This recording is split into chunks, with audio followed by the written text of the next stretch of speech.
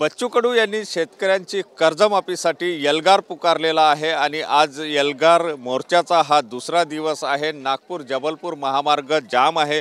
या निमित्ताने 4 महामार्ग जे आहेत ते सुद्धा जाम झालेले आहे आणि आपण सकाळची जर या ठिकाणी परिस्थिती बघितली तर आता सगळे कार्यकर्ते जे आहेत ते जागलेले आहे आणि आज पुन्हा दुसऱ्या दिवशी आपला एल्गार या ठिकाणी लावून धरणार आहे आणि त्या दृष्टिकोनातून आपण जर बघितलं तर या ठिकाणी आपण बघू शकतो की नेमकी काय परिस्थिती आहे। अनेक दिव्यांग बांधव सुद्धा या ठिकाणी या मोर्चामध्ये सहभागी झालेले आहे। आपण या ठिकाणी बघू शकतो की कशा प्रकारे हे दिव्यांग बांधव जे आहे ते या ठिकाणी मोर्चामध्ये सहभागी झालेले आहे। इथेच त्यांनी रात्र काढलेली आहे आणि आपल्या मागण्या बच्चू कडूंना आमचा पाठिंबा आहे अशा प्रकारचा जो एल्गार आहे तो यांनी केलेला आहे आणि आपल्या मागण्यांना घेऊन या ठिकाणी आहे।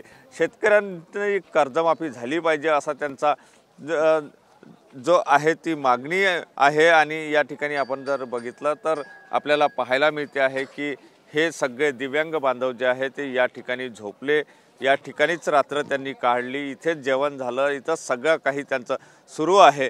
आणि हे आपण या ठिकाणी बघितलं तर हे काका जे आहे ते एवढ्या साऱ्या मागण्या ज्या आहेत त्या आपल्या गळ्यामध्ये लटकवून चक्क ते या ठिकाणी निघालेले। शेतकरी दादा आत्महत्या करू नका, बच्चू भाऊ कडू तुमच्या पाठीशी खंबीर उभा आहे, अशा प्रकारचे हे गळ्यामध्ये लटकवलेले आपल्याला हे स्लोगन्स जे आहेत ते या ठिकाणी पाहायला।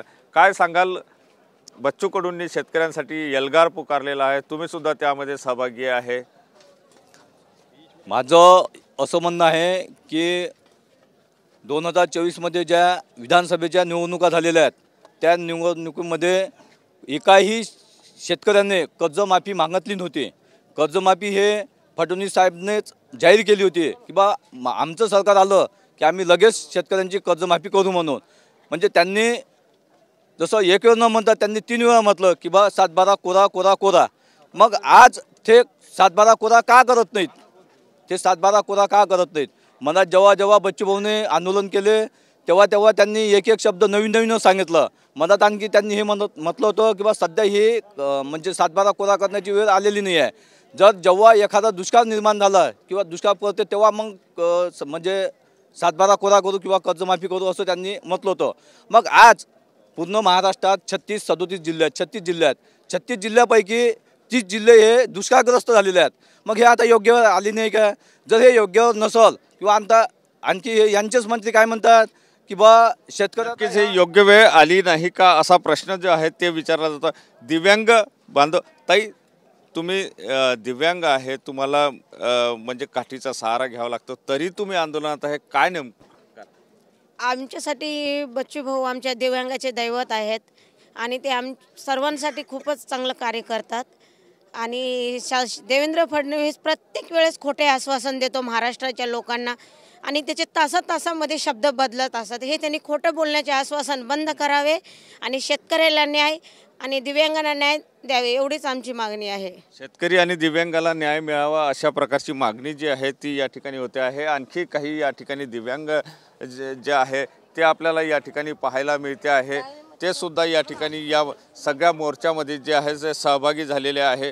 हे दादा, तुम्ही व्हीलचेअर घेऊन चक्क मोर्चामध्ये सहभागी झालेले आहे, काय नेमकी मागणी? शेतकऱ्यांचीच मागणी कर्जमाफीची आणि दिव्यांगांची काय आहे 6,000 पेन्शन। दिव्यांगांची मागणी आणि शेतकऱ्यांना कर्जमाफी। दादा, काय सांगाल, काय नेमकं? हे बघा, आतापर्यंत सरकारने फक्त फसवणूक केलेली आहे। आतापर्यंत आम्ही जेव्हा भाऊ मोजरीला आम्ही उपोषणाला बसलो तेव्हा मंत्रालयात आम्ही आंदोलनाला गेलो निवेदन द्यायला, त्यावेळेला आमच्यावर गुन्हे दाखल केले। मुख्यमंत्र्यासोबत 2 बैठका झाल्या, फक्त आश्वासनांची खैरात केली जाते। दिव्यांगाला काही, शेतकऱ्यांना काही ठोस असं काहीच मिळत नाही। आम्ही 6,000ची पेन्शनची मागणी केली, आम्हाला फक्त 2,500 मिळाले। आज मुख्यमंत्री साहेबांचे बेड बनवायला 22 लाख रुपये खर्च केले जातात आणि दिव्यांगांनी त्या 2,500 महिना काढायचा आहे। ग्रामीण भागातील दिव्यांगांची मोठी अडचण आहे। शेतकऱ्यांची जेव्हा जाहीरनामा डिक्लेअर केला, सरकार येऊन आज 1 वर्ष झालं, शेतकऱ्यांचा 7/12 कोरा कर्जमाफी कुठे गेलं सगळं? देवेंद्र फडणवीस फक्त फसवणूक करतायत आता तरी कमीत कमी शेतकऱ्यांचा रोष, दिव्यांगांची जी काही आज पिळवणूक केली जाते त्याची तरी कमीत कमी ती थांबवून जो सर्वात दबका गरीब वर्ग आहे त्याची सरकारने दखल घ्यावी ही विनंती करतो. नक्कीच या ठिकाणी आपण जर बघितलं तर दिव्यांग असो किंवा मग शेतकरी असो, सगळेच या आंदोलनामध्ये सहभागी झालेले आहे आणि सगळ्यांची मागणी एकच आहे की ती म्हणजे न्याय द्या, शेतकऱ्यांना न्याय द्या, शेतकऱ्यांचा सातबारा कोरा करा. अशा प्रकारची मागणी घेऊन हे सगळे शेतकरी आणि दिव्यांग बांधव जे आहे ते रस्त्यावर उतरल्याचं चित्र पाहायला मिळते आहे. नागपूरचे हायवे जाम झालेले आहे. आता बच्चू कडूंनी तर चक्क इशाराच दिलेला आहे की रेल्वे आणि विमानसेवासुद्धा बंद करू.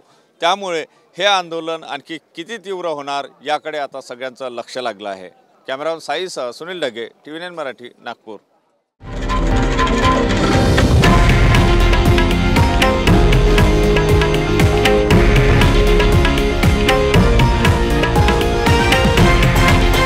हे आहे देशातील नंबर 1 न्यूज नेटवर्क आणि आपण पाहत आहात TV9 मराठी, एकमेव.